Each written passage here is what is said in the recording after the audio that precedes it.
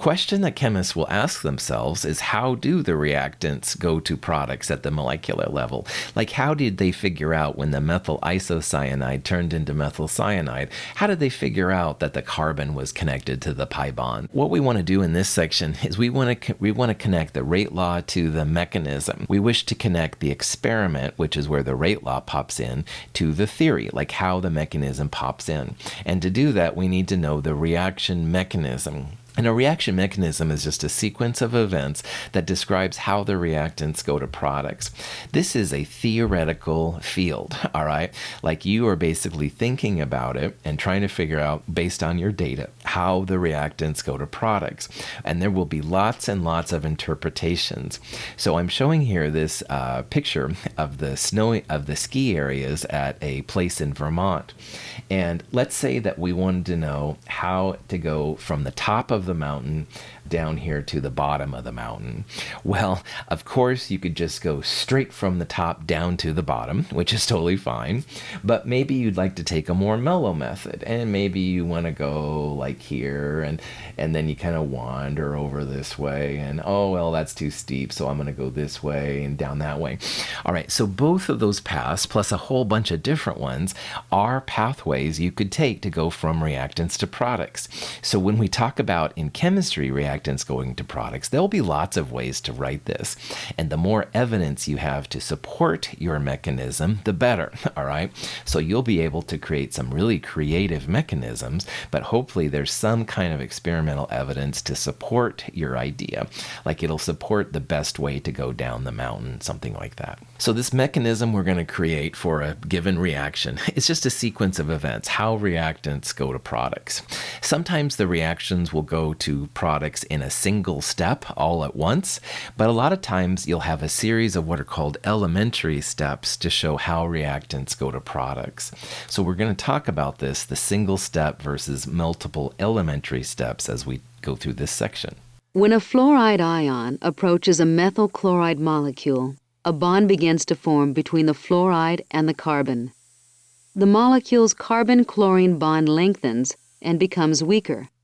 The energy of the system increases. As the carbon-fluoride bond forms and the carbon-chlorine breaks, a configuration of maximum energy is reached, called the transition state. As the reaction proceeds to completion, the energy of the system decreases. This is a very well-studied organic chemistry reaction where you have a carbon that initially has a chlorine. The fluorine comes in, pushes the chlorine out, and you end up with a carbon-fluorine bond while the chloride's by itself. This is considered to be a single-step mechanism. And what that means is all the reactants come together with the right geometry. They do their business in one particular step, and at the end, you're left with the product. So in this type of reaction, a single step mechanism, we would only have like one step right there, one hump in our diagram. And so in this diagram, we have a single hump. That's because it's a single step, all right? We can also tell from this reaction that it's exothermic. Products are lower than reactants, so delta H will be negative.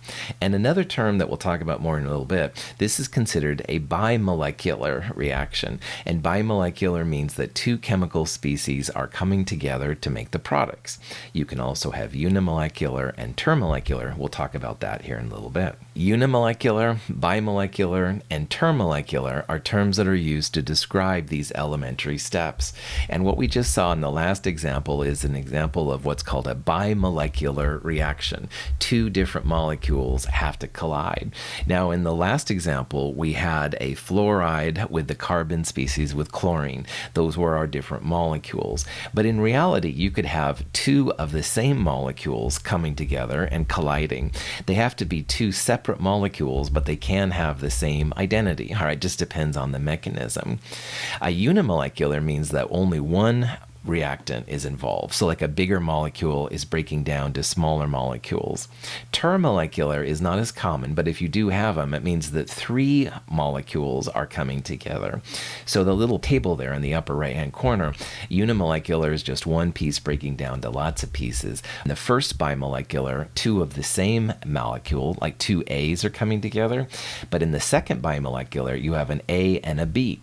The second bimolecular is what we had on the last slide. We had fluoride, that would be A, and the B would be the carbon with the chlorine species, so 2 different species. Notice, though, on the right side, the far right, the effect on the rate law. If you have just one species, then rate equals K times A. That's a first-order process. We'll come back to this here in a little bit. If you have the first bimolecular one, the second one down there, where A plus A makes products, then rate equals K times A to the second power. But if you have, like in the third one, the second bimolecular example, A and B making products, then rate equals K times A times B. So this might start to bring up some ideas here about the different things that are happening. Most reactions do occur in a single elementary step, but many reactions do have a sequence of elementary steps. And as an example of this, I want to show this mechanism here for how ozone decomposes. 2 ozone O3 molecules break down into 3 oxygen molecules, and they feel this is a 2-step mechanism. And if you look at those 2 steps, the first step is unimolecular. The ozone is breaking down to O2 and an oxygen atom. The second step is bimolecular. You've got another ozone reacting with the very reactive oxygen by itself to make 2 oxygens. Now, if you add the 2 elementary steps together, you can see that the oxygen gas, the oxygen atom by itself, cancels out, because in the first one you had oxygen as a gas as a product. The second one you had oxygen gas as a reactant. The oxygen gas will cancel when you add them up. The overall reaction, 2 ozones making 3 oxygens. Gaseous ozone decomposes in 2 steps. First, 1 oxygen atom splits off. Next, the single oxygen atom reacts with a second ozone molecule to produce 2 molecules of O2. The product of the overall reaction is 3 O2 molecules. If you have more than one elementary step, you will see more than one hump on your reaction diagram. So on the right-hand side there, you can see how reactants R are on the left and products P on the right. And there's 2 humps, all right? There's a big hump that you start with and a smaller hump right there. Each of those humps refers to one of the steps in this mechanism. So the first step, ozone breaking down to oxygen and oxygen, that's actually a pretty high energy step. It's hard to make ozone break down by itself.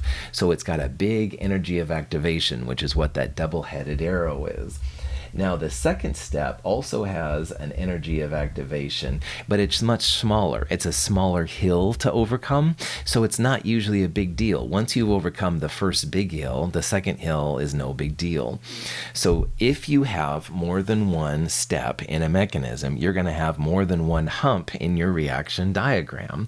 And it doesn't always have to be this way, but often it's the first step, which is the highest energy. The reactants have to overcome the most energy to go over that hump, then the subsequent hump or humps are smaller. Hydrazine is formed in aqueous solution in a 3-step process, each step being bimolecular. First, a molecule of ammonia reacts with a hypochlorite ion to form chloramine and a hydroxide ion.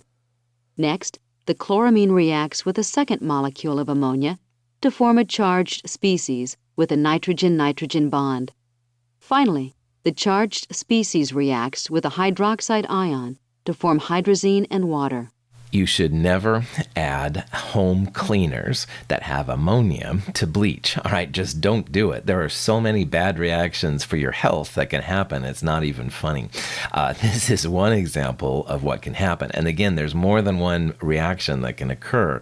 But when you add ammonia, NH3, and this is in things like Windex and stuff like that. But anyway, ammonia and hypochlorite, OCl-, which is the active ingredient in bleach, they do all kinds of nasty things. things. And so in this reaction, we're looking at how they make hydrazine, N2H4. And hydrazine is a rocket fuel. You can probably imagine you don't want that in your house. So again, just don't mix bleach with household cleaners. It's not a good thing. But anyway, neither here nor there. This reaction is considered to be a 3-step mechanism. So 3 steps mean there's going to be 3 humps. 1 first one, 2 second one, 3 third ones, all right? Each of them has their own energy barrier, but you can see that the first one is the biggest, the one that has the double-sided arrow. So that's going to be the biggest energy of activation in this reaction.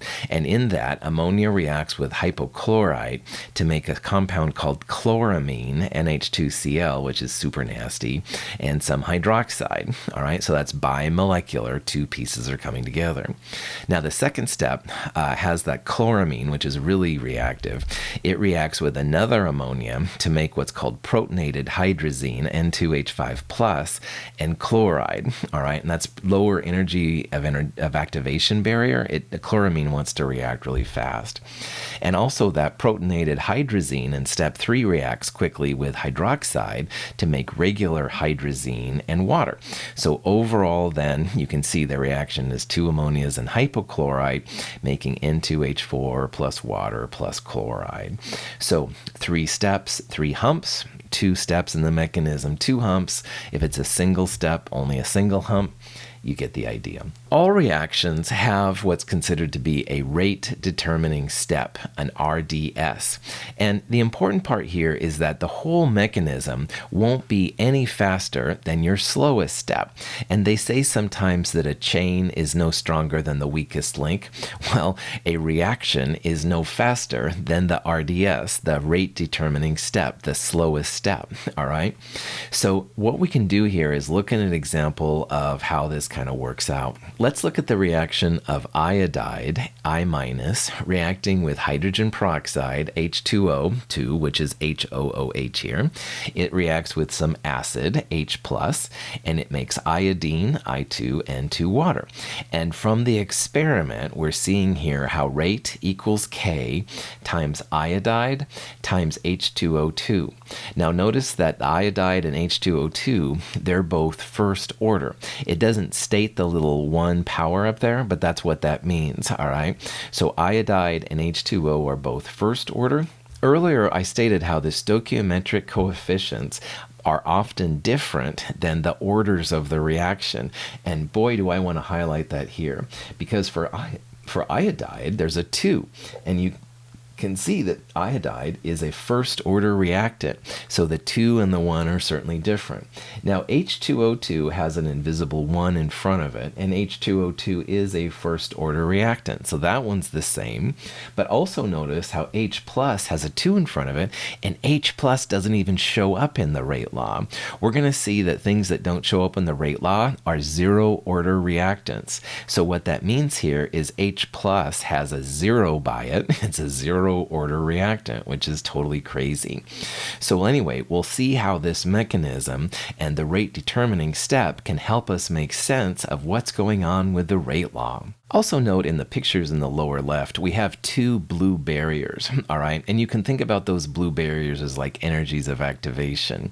In the first picture on the left, notice how all the cars are kind of jammed up there by the first barrier, all right? That's going to be the bigger energy of activation. It's harder for the cars to get through Plaza A, all right? It's a slower reaction. But on the second picture right there, there's more cars jammed up at Plaza B. So Plaza B has the higher energy of activation. So this rate determining step is like which one they can get through faster. In the first picture, it's Plaza A, which would be the rate determining step because the cars aren't getting through the Plaza. They get through B okay, it looks like, but the A is slow. On the second picture, it's Plaza B, which is the rate determining step because it's preventing the cars from getting through to number 3 right there. If that helps, cool. Sometimes people help this visual, but anyway, if it doesn't, just ignore it. A scientist has proposed the following mechanism for how iodide reacts with H2O2. And you can see that this is a 3-step mechanism. So if we drew out a reaction diagram, it would have 3 humps to it. And you can see in the first step, hydrogen peroxide reacts with iodide. It makes hypoiodous acid, HOI, and hydroxide. But also notice that this mechanism has slow, fast, and fast. It claims that step 1 is slow, and we'll talk about the meaning of that here in a little bit. Now, the second step is apparently fast. Hypoiodous acid, HOI, is a very unstable acid. It reacts with iodide to make iodine and hydroxide. And finally, the third step is also fast. This is just hydroxide and acid making water. And that's going to happen really good, very exothermic, etc., etc. If you combine all of those steps together, you'll see that you'll get the overall reaction right there. So a good mechanism, if you combine all the steps, will give you the overall reaction. Notice that the slow step has a relationship to the reactants in the rate law. We talked about how iodide and H2O2 are both first order. If you use one iodide and one HOOH in your slow step, they will both appear in the slow step. H plus did not appear in the slow step. H plus is not really something that affects the rate.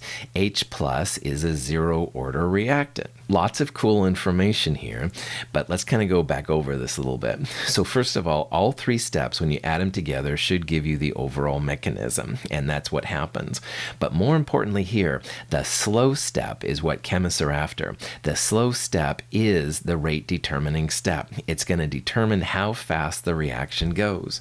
And any reactants in the slow step will be part of the rate law. So in the slow step, there's one HOOH and one I minus, and in the rate law, rate equals K times iodide to the first power, HOOH to the first power. That's where these orders of reactant are coming from. It's the slow step that determines what chemicals appear in the rate law. In this problem, nitrogen dioxide and carbon monoxide are coming together to make nitrogen monoxide and CO2. And this scientist has proposed this 2-step mechanism. Step 1 is slow, step 2 is fast. If this is a valid mechanism, which of the following rate laws would apply? Okay? And the punchline here is that in order to answer that, you want to focus on the slow step, because any reactants in the slow step will appear in the rate law.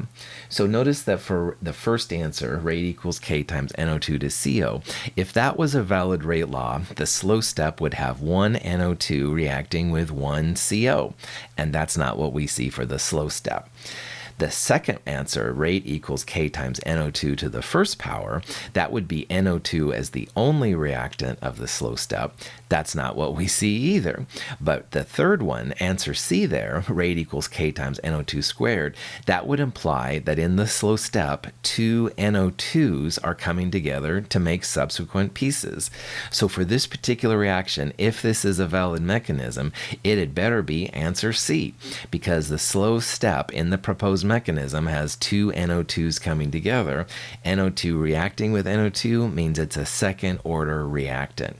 So the rate determining step, which is nothing more than the slow step in a mechanism, super important to chemists. And any reactants in the slow step should appear in your rate law, which is kind of cool. So back to this mechanism, 3 steps, 3 humps. So in the picture in the upper right there, there's 3 little humps right there. Notice that the first hump is the biggest energy. When you start to end, it's the biggest amount. Biggest energy of activation would be the slow step, all right?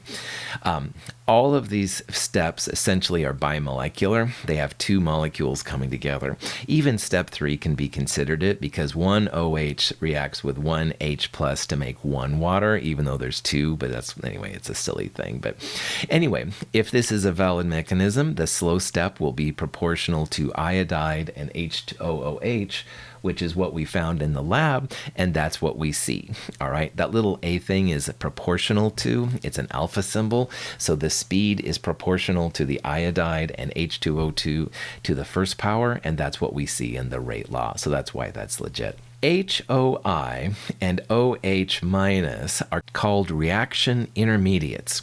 And intermediates are things that appear and then disappear. So if you look to the mechanism, HOI appears at the end of step 1, and then it's used up at the beginning of step 2. So it's a product in step 1 and a reactant in step 2. So when you add them together to give the overall reaction, which is right there, there's no HOI. HOI is a reaction intermediate. And the same thing for hydroxide. Now in this case, there are 2 hydroxides created, but they're both used up in the last step to make water. So reaction intermediates appear and then disappear. So if you're a scientist and you're proposing this mechanism and someone says, oh, I don't think you have any, you're not a good scientist, you don't know what you're talking about. Well, maybe you could detect HOI in the solution. And there are systems with lasers and stuff that allow you to do this. So finding a reaction intermediate can prop your proposed mechanism in the light of other scientists. So it's kind of a cool thing.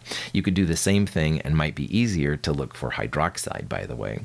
There is a reaction mechanisms handout which goes over this material in more detail. You might want to check it out to get a better understanding as to what's going on. In this problem, we've got a compound called methyl iodide, CH3I, and the chloride is essentially pushing the iodide out to make a methyl chloride, CH3Cl, and iodide is then released. Well, we have 2 groups of scientists that are competing for the mechanism. In the first mechanism by the first group, you can see that the methyl iodide is essentially decomposing in a unimolecular step to CH3 plus and I minus. And then in the second step, CH3 plus chloride makes the CH3Cl. And notice that the first step is the slow step. Now, the second group of scientists thinks mechanism 2 is better, and they're proposing that methyl iodide and chloride make a wild kind of 5-coordinate carbon species that has all the hydrogen, iodide, and chloride. That's a slow step. And then in the second step, the iodide is ejected to make the expected products. Well, you come in trying to decide which one of these is better, and if you do some work in the lab, you find that the rate for this reaction equals K, the rate constant, times methyl iodide to the first power. And the question is, which one is the better mechanism based on your rate law?